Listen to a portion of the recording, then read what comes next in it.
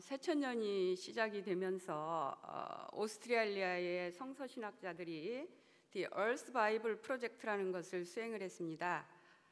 거기서 창세기 1장 28절에서 31절 말씀을 사람의 입장에서가 아니라 지구가 1인칭이 되어서 이렇게 이야기했다면 아마 이렇게 기록되었을 것이다 라고 기록한 부분이 있습니다. 먼저 제가 논문을 발표하기 전에 그 부분을 우리가 좀 함께 읽고 시작하도록 하겠습니다. 11쪽에 있습니다. 로만 하벨 박사께서 쓰신 내용입니다.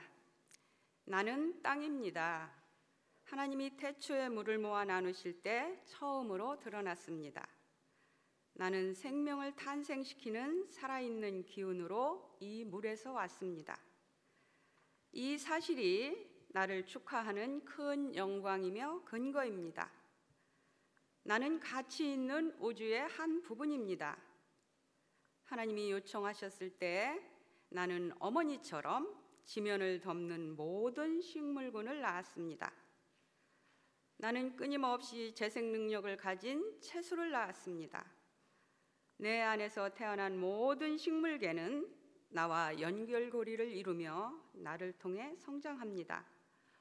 하나님이 요청하셨을 때 나는 어머니처럼 땅에 사는 모든 동물군을 낳았습니다. 그들은 내 자식들이며 나를 기대어 살아갑니다.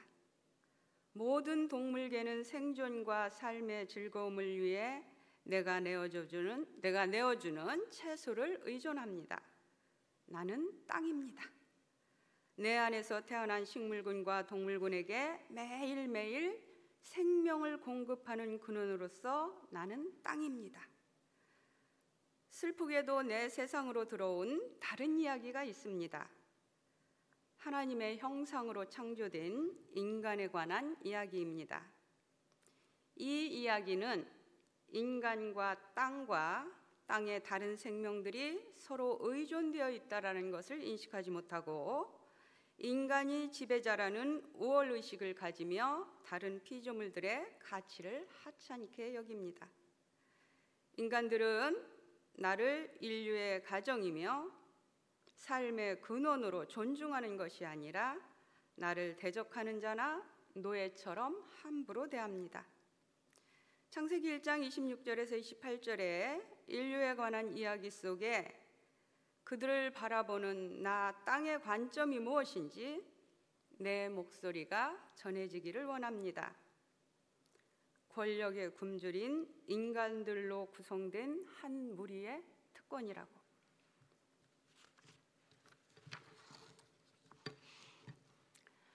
성서신학의 중심은 세상을 창조한 창조주 하나님입니다. 우리가 맨 처음이라고 혹은 한 처음이라고 시작할 수 있는 것은 하나님이 하늘과 땅을 창조하셨다라는 것입니다. 하늘과 땅은 단순히 물리적으로 구분하는 하늘과 땅을 의미하는 것이 아니라 우주 전체를 포함합니다. 땅은 창조주 하나님이 인류에게 주신 선물이라는 신학적 답으로 성서 저자는 첫 번째 창조 이야기를 마무리합니다. 이야기의 핵심은 하나님이 땅을 만드시고 인간을 만들어서 땅에서 살게 하시며 그 땅을 관리하도록 하게 하신 것입니다. 창조주 하나님은 땅의 주인이시며 어떤 인간 권력이 땅의 주인이 될 수 없음을 암시하십니다.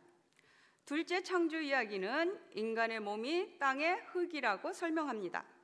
하나님의 형상과 모양으로 창조된 인간은 흙의 먼지와 하나님의 생명의 숨으로 이 땅에 존재합니다. 인간의 삶은 흙을 경작하며 사는 생명입니다. 인간의 삶을 지탱해주는 땅을 오염시키고 파괴하고 짓밟으면 인간은 하나님이 주신 생명의 풍요로움과 조화를 잃고 척박한 땅에서 허무한 호흡으로 방황할 것입니다. 21세기에 들어서면서 가속화된 이 세계화 시대에 인류는 기후위기 임계점을 심각하게 논의하고 있습니다. 지구 환경의 근본적인 변화는 지구온난화와 기후변화로 발생하는 기상재난과 더불어 생태 위기는 인간의 삶 전체를 예측할 수 없이 위협하고 있습니다.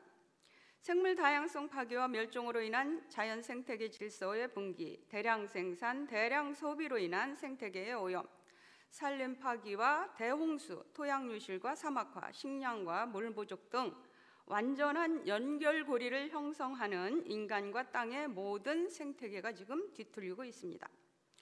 역사적으로 인간의 자연재배를 정당화한 일부 성서 해석의 오류는 창세기 1장 24절부터 31절을 문명 진보의 도구로 이용해 왔다라는 것입니다. 생명을 가치로 하는 인간이 생명을 파괴하는 일에 앞장서 온 것입니다. 1970년대 들어서면서 인간 중심의 자연정복 사고로부터 생태환경 보존, 인간과 자연과의 관계 이해, 조화로운 공존에 대한 신학적인 관심은 생태신학을 논의하며 발전하여 왔고, 이제 현재 생태학적인 해석학 담론의 결과를 제시하게 되었습니다. 구약성서 신학연구에서도 창조세계는 하나님의 인간의 구원 역사에 예속된 것이 아니라 그러한 어떤 전통적인 신학 해석에서 이제 생태학적인 창조론과 자연 이해에 관심을 가지기 시작했습니다. 본 연구는 각 왕조의 임박한 멸망을 경고하는 심판신학을 선포한 호세아와 예레미야 예언 메시지를 통해서 인간의 타락과 부패가 초래한 생태환경 오염으로 인간과 자연이 어떻게 멸망으로 치닫고 있는지를 논의하려고 합니다. 중심 주제는 하나님이 창조하신 지구, 인간이 거주하는 땅에 대한 호세아와 예레미야 예언 메시지의 신학적인 해석입니다. 호세아는 북왕국 이스라엘이 부흥의 정점에서 쇠퇴하며 멸망하는 시기에 예언을 합니다. 예레미야는 남왕국 유다의 멸망과 예루살렘 성전이 파괴되는 것을 경험합니다. 두 왕국의 멸망은 단순히 하나님을 거역한 인간의 죄의 결과를 고발하는 것만이 아닙니다. 바로 인간이 타락할 때 땅이 병들고 땅에 속한 생명 공동체가 함께 멸망한다는 사실입니다. 그래서 전체적으로 저는 땅의 신학적인 이해와 더불어서 이 두 왕국의 멸망 앞에서 예언자들이 호소했던 내용이 무엇이며 그 예언이 오늘 현재 우리에게 있어도 현재 진행형이라는 것을 함께 나누고자 합니다. 먼저 땅의 신학적인 이해를 간략하게 살펴보겠습니다. 보편적인 개념으로 땅 에레츠는 하나님이 창조하신 총체적인 지구 생태계를 의미합니다. 창조주로서 야훼는 땅과 하늘의 주권을 가지신 모든 인류의 하나님이십니다. 모든 인류의 신으로 야훼는 세상이 존속하고 지속 가능한 에너지를 공급하시는 하나님이십니다.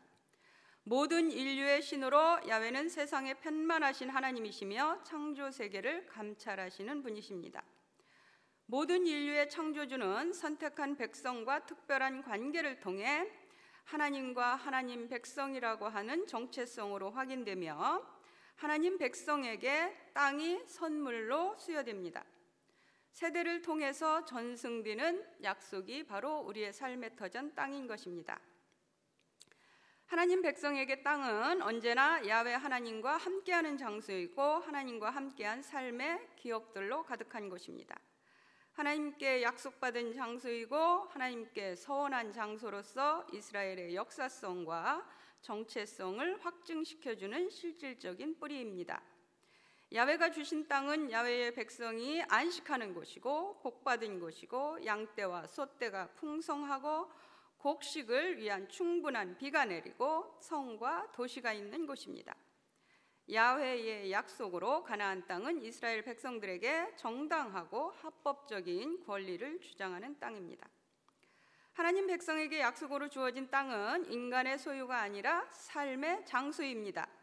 땅을 소유하고 정착하는 삶이 아니라 이동하는 장소에서 거류민으로서 일정 기간 머무르는 삶입니다. 정착 생활이 허용된 후에도 땅 관리 규정은 토지 매매가 개인의 소유로 이루어질 수 없음을 명시합니다. 레위기 25장 23절에 보면 토지를 영구히 팔지 못한다. 토지는 모두 내 것이기 때문이다. 너희는 거류민이요 동거인으로 나와 함께 있다. 야훼가 바로 땅의 주인이시고 통치자이시며 하나님의 백성은 토라에서 제시한 삶의 양식을 따라 사는 것입니다. 인생은 땅에서 나그네이고 잠시 머무르는 자입니다. 일반적으로 나그네 혹은 이방인을 의미하는 게르는 동사 구루, 거주하다, 손님으로 체류하다라는 기본 뜻을 가지고 있는데요. 이곳에서 비롯되었습니다. 구루에서 파생한 유사 어휘로 이 메구림이라고 하는데 이것은 좀 더 거주하고 있는 상황을 강조합니다. 야곱이 이집트로 이주했을 때 파라오 앞에서 내 나그네로서의 삶이라고 하는 메구라이라고 고백을 합니다. 이것은 지리적으로 어느 지역에 소속된 사람이 아니라 체류자로서 신분을 의미합니다. 하나님은 이스라엘 조상들 아브라함과 사라, 이삭과 리브가 야곱과 레아, 라헬을 메구림, 나그네 혹은 거류민이라고 그 후손들에게 말씀하십니다. 이제 출애굽기에서 하나님께서 이집트 종살이에서 그의 백성들을 해방시키기 전에 그들을 모아놓고 하시는 말씀이 그 출애굽기 6장 2절부터 8절까지 쭉 이어지는데요. 거기 보면 나는 야훼다. 가나안 땅 그들이 거류하고 있는 땅 바로 에레츠 메구레이햄이라고 말을 합니다. 바로 그들이 거류하고 있는 그 땅을 그들에게 주기로 그들과 언약을 맺었다. 그래서 내가 너희들의 현재의 이 압박과 피해를 보고 너희들을 이끌어낼 것이다 라고 말씀하십니다. 좀 더 이제 나중에 이들이 레위기를 통해서 더 구체적으로 땅의 주인이 하나님이시고 인간이 아니라는 것을 합법화하는 부분이 바로 이 토시아브라는 언어를 통해서 강조합니다. 토시아브, 동거인 혹은 잠시 함께 거주하는 자, 이것은 좀 더 일시적이고 의존적인 의미로 단기 거주자를 일컫는 말입니다.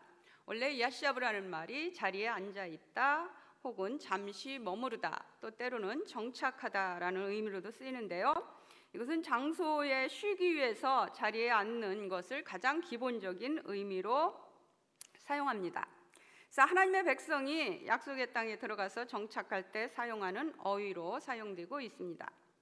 땅은 인간이 문명을 이루고 살도록 하나님이 허락하신 장소이지 인간이 주인으로 소유권을 주장하는 재산이 아닙니다. 땅 주인은 야훼이십니다.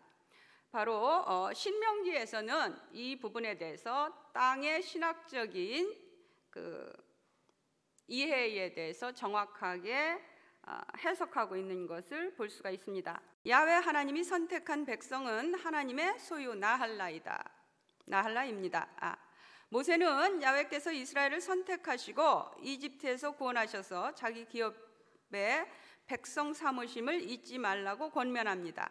하나님 백성과 땅은 야훼의 나할라입니다.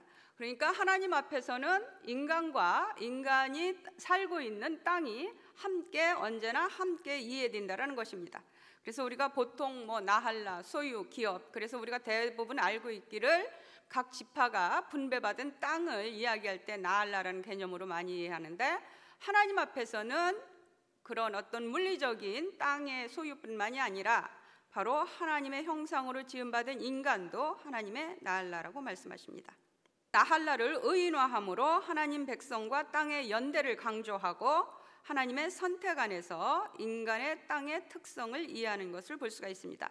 따라서 인간이 탐욕으로 타락하면 공존하는 땅도 함께 황폐화됩니다. 인간과 땅을 향한 심판 경고에 대해서 보도록 하겠습니다. 호세아 예언 메시지에서 땅은 하나님과 하나님 백성의 언약 관계를 대표하는 핵심 주제 중 하나입니다.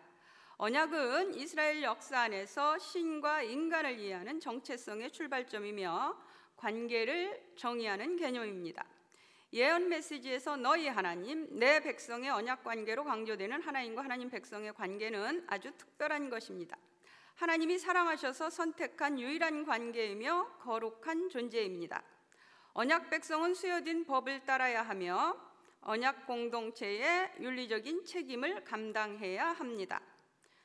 존 gem이라고 하는 학자는 이 부분에 대해서 아주 정의한 것이, 거룩한 백성으로 부름받은 것은 구별된 백성이 되는 것이며 언약 안에 거하여 법에 순종하는 것이고 정의를 추구하며 하나님만 예배하는 삶이다. 이렇게 해서 이스라엘의 거룩하신 분, 특별히 이사야에 강조하는 그 거룩의 의미가 무엇인지, 단순한 그런 초자연적인 신의 속성으로서의 거룩이 아니라 하나님의 그 속성, 거룩하심은 바로 공의와 정의로 이 땅에서 하나님의 하나님 되심을 드러내는 것이고, 그것은 하나님의 백성들을 통해서 이루어지는 것임을 강조합니다.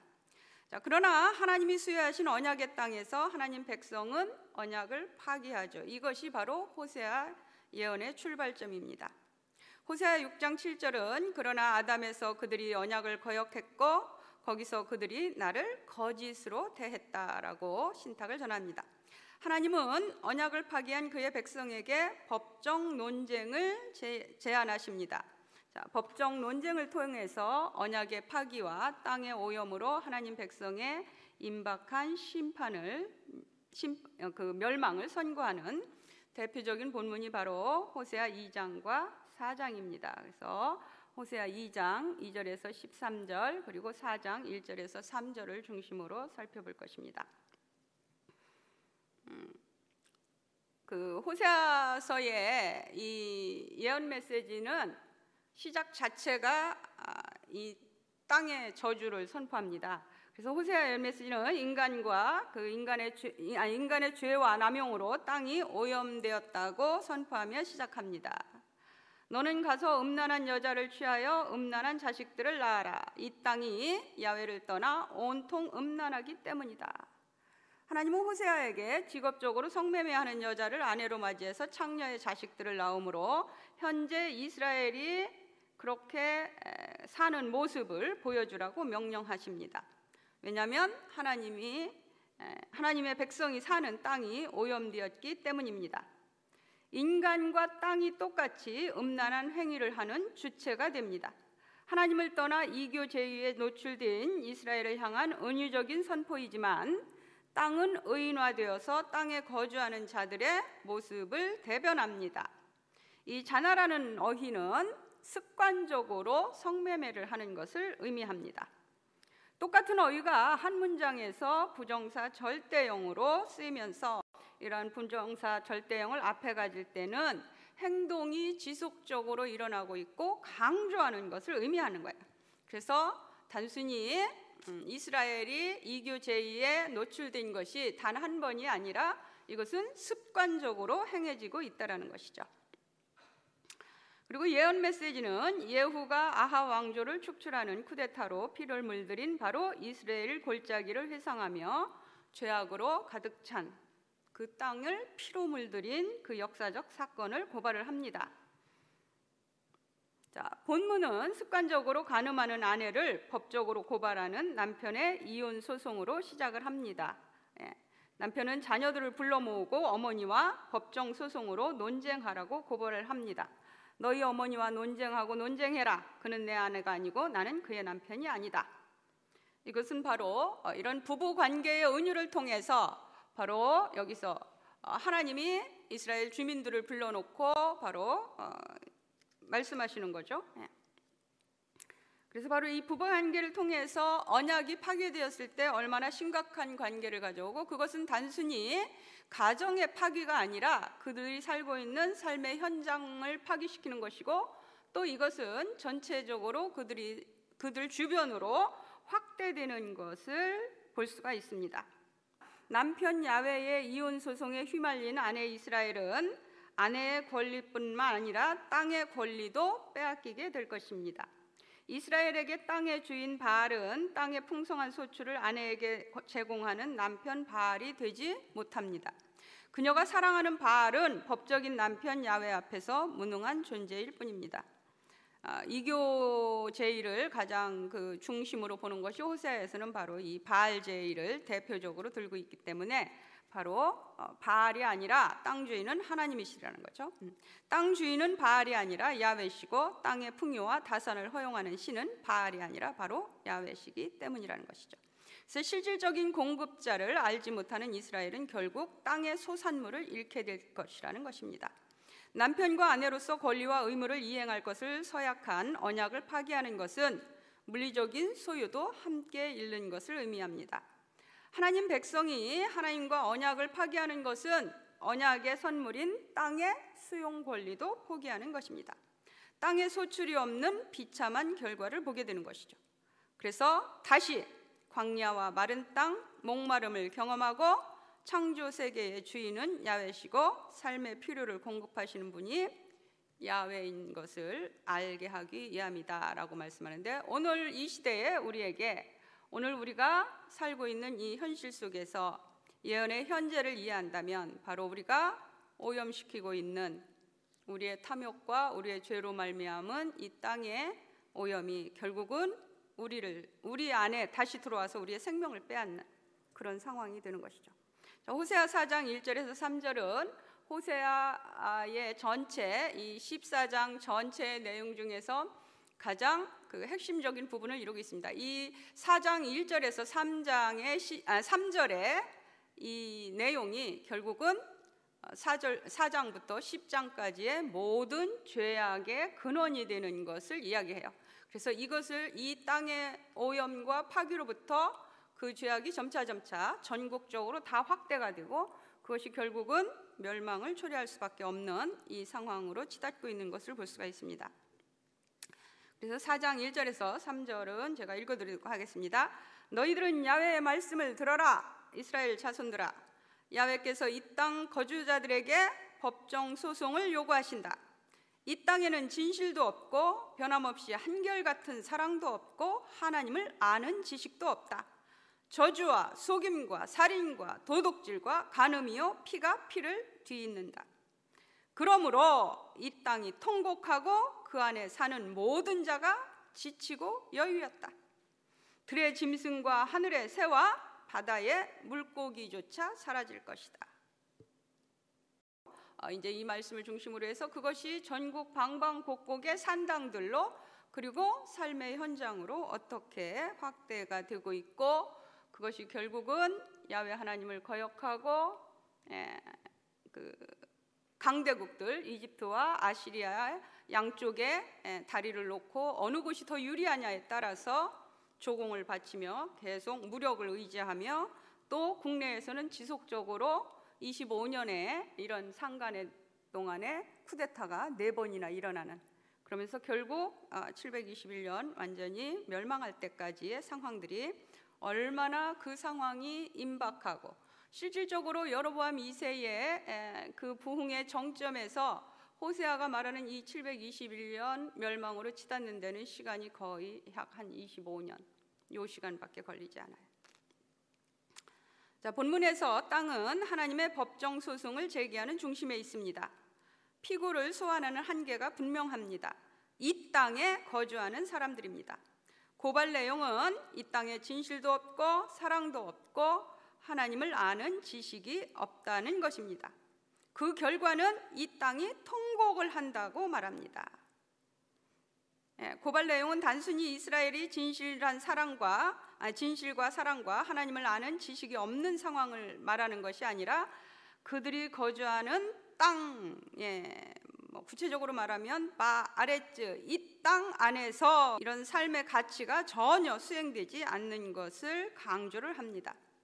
인간의 탐욕과 죄의 결과로 땅이 철저하게 희생당하고 마치 고난을 경험하는 사람처럼 땅이 고통의 중심에 있습니다. 땅의 통곡, 곧 아발이라는 것은 죽은 자를 애도하는 때 쓰는 말이기도 하고요. 또 패역한 아들을 향한 아비의 어떤 비통함을 이야기할 때도 하고, 그럴 때 가지는 아픔이에요. 본문에서 쇠약하고 무기력해지는 의미의 아말과 함께 사용했어요. 그러니까 이 통곡이 일어나고 마치 죽은 것을 애도하는 그 속에 있을 때는 완전히 모든 삶의 꿈을 잃고 그리고 실질적인 물리적인 힘 자체도 잃어버린 그냥 야훼이고 이 야훼여서 이렇게 전혀 자기 자신을 이렇게 가눌 수 없는 어떤 이런 상태를 의미합니다. 그리고 메마름을 뜻하는 야바시와 함께 쌍을 이루면서 재앙을 경험하는 슬픔을 묘사하고 있는 것을 볼 수 있습니다. 땅심이 약해지고 소출이 말라 사라져가는 뜻으로 우리는 이해할 수가 있습니다.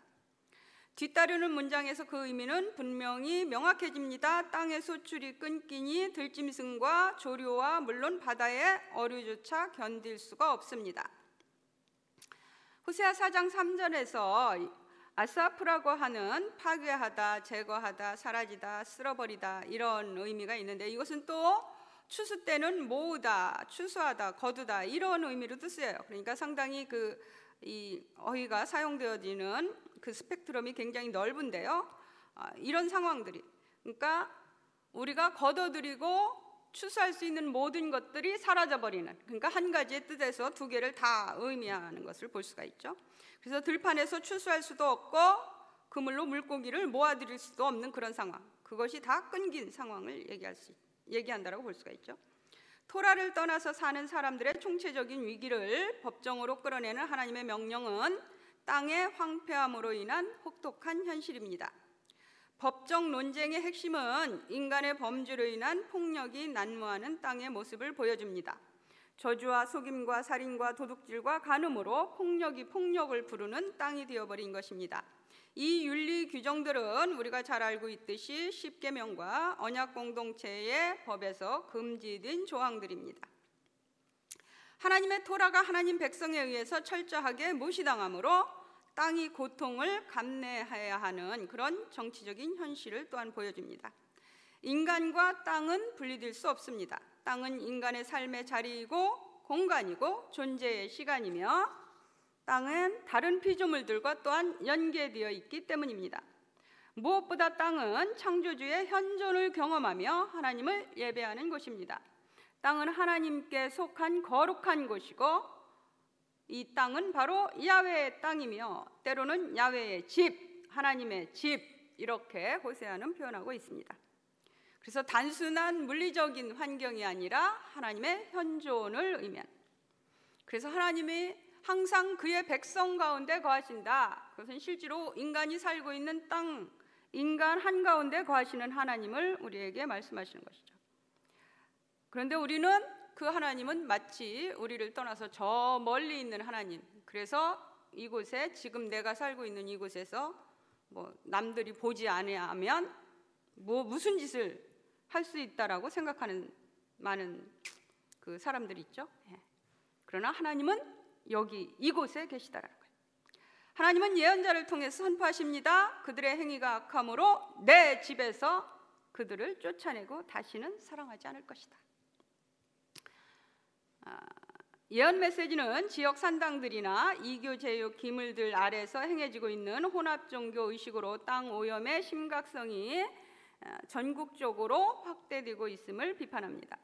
정치적으로 왕국 내부에서는 쿠데타가 반복적으로 일어나고 주변 강국들과 외교 군사 동맹을 체결함으로 막대한 양의 뇌물이 수급되어야 하고 그러니 지도자들의 탐욕과 토지의 남용으로 땅은 견딜 수가 없는 것입니다. 광야 메마른 땅에서 이스라엘은 온전히 하나님만 의지하는 삶이었습니다. 풍요로운 땅에 들어와서 야훼의 풍성한 공급으로 배가 부르더니 야훼를 잊고 토지의 소산물들을 남용합니다. 호세아 13장 5절 6절에 보면 그 내용을 정확하게 표현하고 있습니다. 내가 광야 그 마른 땅에서 너희를 알았다. 그들을 먹였더니 먹는 대로 배가 불렀고 배가 부르니 그들의 마음이 교만해져서 마침내 나를 잊었다. 이것이 북왕국 이스라엘의 멸망을 그 임박한 멸망을 바라보면서 예언한 호세아의 예언입니다. 자, 유다의 멸망과 예언자 예레미야를 보면 호세아 같은 경우는 북왕국 이스라엘이 멸망하는 것 자체를 지켜보지는 못해요. 그런데 이제 한 150년 후에 이제 북왕국 이스라엘이 멸망하고 남유다만 홀로 남게 되는데 그 마지막 순간에 이제 바로 예레미야의 예언에서 보면 예레미야는 그 현실을 그대로 바라보죠. 그리고 그 유명한 7장의 성전 설교, 그렇죠? 성전 문 앞에까지 가가지고 설교를 하게 되는데 그들은 돌아오지 않죠. 이 호세아 시대의 호세아가 바라보는 관점과 똑같은 그 멸망을 바라보면서 예언했어도 또 예레미야가 바라보는 관점은 좀 더 이 땅과 인간과 하나님에 대한 어떤 일치성을 더 강조를 합니다. 그래서 구체적으로 단순히 예레미야는 땅 이런 말보다는 나할라, 하나님의 분깃, 하나님의 소유, 바로 이런 개념으로 구체화하는 것을 볼 수가 있어요. 그래서 바로 하나님과 인간과 그 땅이 공존하는 관점이 더 이렇게 강조되고 있는 것을 볼 수가 있죠.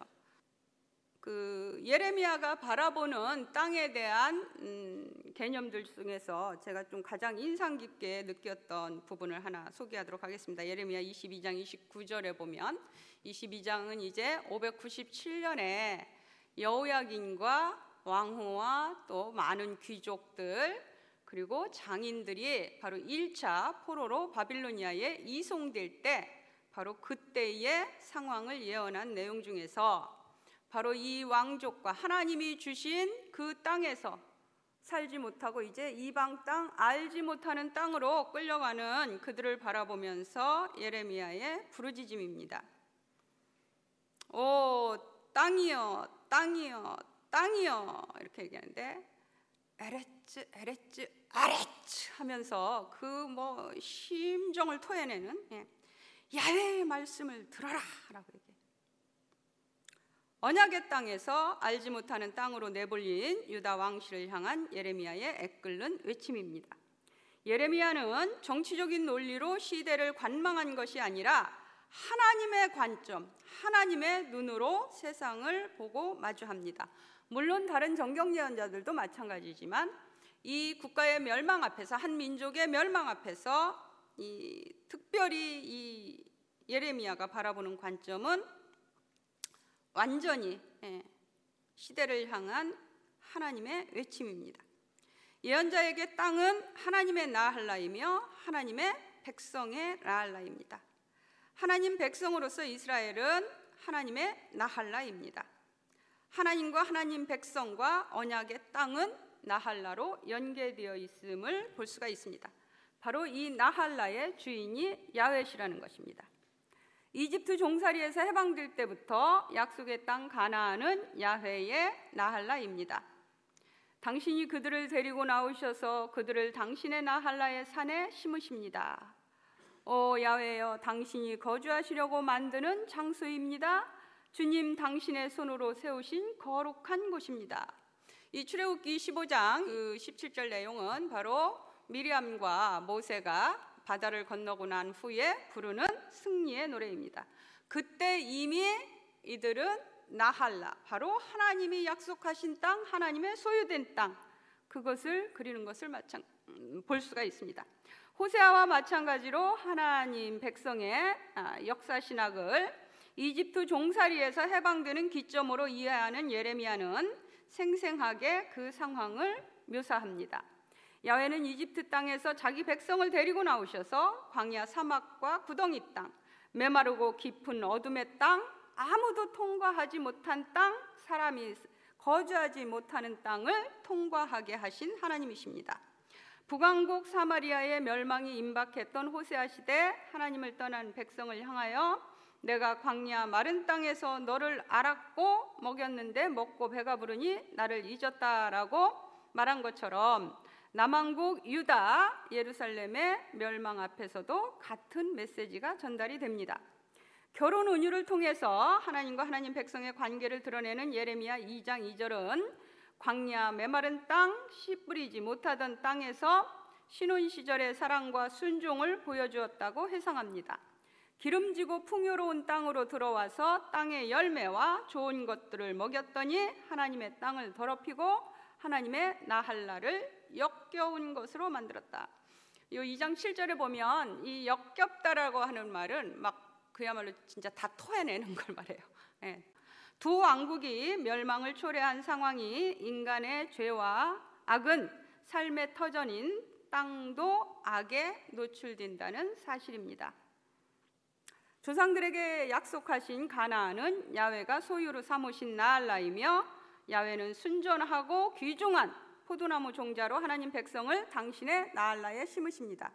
그러나 하나님의 나알라에서 하나님의 백성은 순전한 참 종자처럼 이방 문화에 혼합되어서는 안 되죠. 하나님의 나할라, 이것은 바로 가나안은 바알이 주인인 땅이 아니라 야훼가 생명의 물의 근원이 되는 땅이라는 것입니다. 그런데 이들은 계속 이 주인을 잘못 생각하고 있는 것이죠. 예레미야 3장 9절은 부모 은유를 활용하여 하나님은 가장 아름다운 나할라를 당신이 선택한 자녀에게 주시며 부모를 떠나지 말라고 기대하십니다. 호세아도 4장에서 10장까지의 내용을 이렇게 그들이 하나님을 반역한 것으로 얘기하면서 11장에서 부모와 자녀의 관계의 은유를 통해서 회복을 약속하시는데, 예레미야도 이렇게 부부의 은유, 그다음에 이 부모와 자녀의 은유, 이런 것들을 사용해서 계속 하나님과 하나님 백성의 관계를 설명하는 것을 볼 수가 있습니다. 예레미야 예언 메시지는 인간의 죄악으로 오염된 땅에 대한 책임을 고발하며 시작합니다. 1장이 예레미야 예언자의 소명을 다루는 부분이라면 이제 2장 예언의 시작은 바로 오염된 땅입니다. 인간의 죄는 단순히 한 사람에게 속한 악이 아니라 그가 거주하는 땅에 영향을 미칩니다. 이 악한 상황은 자신들의 역사를 잊고 언약을 파기한 삶의 결과입니다. 단순히 언약의 규정들을 지키지 않은 것을 지적하는 것이 아니라 거룩한 땅이 오염된 결과에 집중합니다. 이집트에서 해방되던 때와 광야 40년 역사, 약속의 땅에 정착하여 현재, 그러니까 예레미야 현재에 이르기까지 하나님과 하나님 백성의 관계의 역사의 현재를 얘기하는 것이죠. 너희가 이곳에 들어와서 내 땅을 더럽히고 내 소유를 토해내야 하는 역한 것으로 만들었다. 하나님 백성으로서 총체적인 인간과 땅의 정체성을 상실한 대표적인 본문은 예언자의 성전 설교 본문입니다. 땅의 통곡은 예언 메시지에서 반복되어 나옵니다. 예레미야 예언에서 자신들의 악행으로 파기되어가는 생태 환경을 바라보며 인간은 야훼께서 이런 일에 관심이 없다라고 말합니다. 그러나 땅의 고통은 하나님의 진노로 인하여 황무지의 슬픔으로 확대됩니다.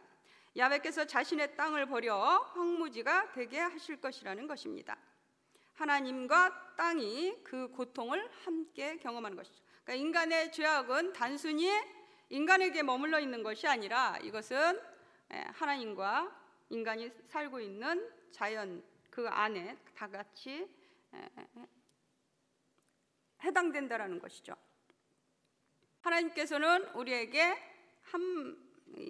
다시 한번 희망을 허락하시는 것이 바로 인간과 땅의 회복을 위한 희망입니다. 호세아 예언에서도 마찬가지고 예레미야 예언에서도 마찬가지고 하나님 앞에 돌아와서 우리가 다시 하나님의 백성으로서의 삶을 회복할 때, 그때 또 우리는 이 자연을 바르게 이해하고 가꿀 수 있고 그 회복이 이루어질 수 있다라는 약속입니다. 총체적인 상실 위기를 경험한 하나님 백성과 땅은 하나님의 새 언약 안에서 새로운 창조를 경험합니다. 창조주와 땅과 하늘이 연대하여 풍성한 먹을거리를 다시 생산해냅니다. 호세아 예언 메시지에서 땅은 인간의 물리적인 소유 개념이 아니라 창조주 야훼의 땅에 대한 본질 이해입니다. 땅은 구속받은 인간이 누리는 자유이며 풍요를 누리는 생명의 터전입니다. 생명의 주인이신 하나님은 인간의 탐욕과 남용으로 오염된 땅조차도 하나님의 긍휼히 여김으로 치유하시고 회복하십니다. 인간 또한 창조주의 땅에서 죄악으로 고통당하는 존재가 아니라 새 언약으로 초대되는 사람입니다. 민족의 멸망을 바라보며 예레미야는 하나님의 주권 안에서 땅과 하나님의 백성의 연계를 생각하며 유다가 바빌로니아에게 항복하도록 받아들이죠. 그랬을 때 예레미야는 항복하면 이 땅은 그대로 파기되지 않고 그 고통의 시간은 견디겠지만 그렇게 유린당하진 않을 거라고 생각했던 거죠. 그러나 다른 사람들에게 있어서는 정치적인 지도자들이나 그때 당시의 종교 지도자들에게는 이것이 받아들여지지가 않죠.